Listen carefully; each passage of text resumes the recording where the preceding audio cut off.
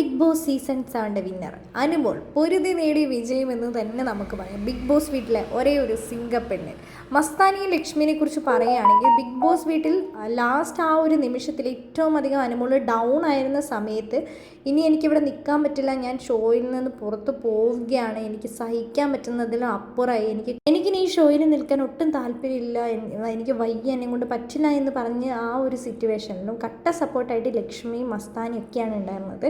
നീ ഇത്രയും വരെ എത്തി, നീ ഇനി ഒരു ദിവസം അല്ലെങ്കിൽ കുറച്ച് മണിക്കൂറുകൾ മാത്രം നീ ക്ഷമിക്കുക, ഒന്നിനെയും കൊണ്ട് സർവൈവ് ചെയ്യാൻ പറ്റും, നിനക്കെല്ലാം ചെയ്യാൻ പറ്റും എന്ന് പറഞ്ഞ് ലക്ഷ്മീൻ്റെ ആ മസ്താനീൻ്റെ മോട്ടിവേഷൻ തന്നെയാണ് ആ ഒരു ലാസ്റ്റ് നിമിഷത്തിൽ അനുമോൾക്ക് വിജയിക്കാനുള്ള ആ ഒരു പ്രചോദനം കൊടുത്തതെന്ന് തന്നെ നമുക്ക് പറയാം. എന്താണെങ്കിലും ആദില നൂറേനെ പോലെയല്ല, റിയൽ ഫ്രണ്ട്സ് ആരാണെന്ന് വെച്ചാൽ ലക്ഷ്മിയും മസ്താനിയും തന്നെയല്ലേ.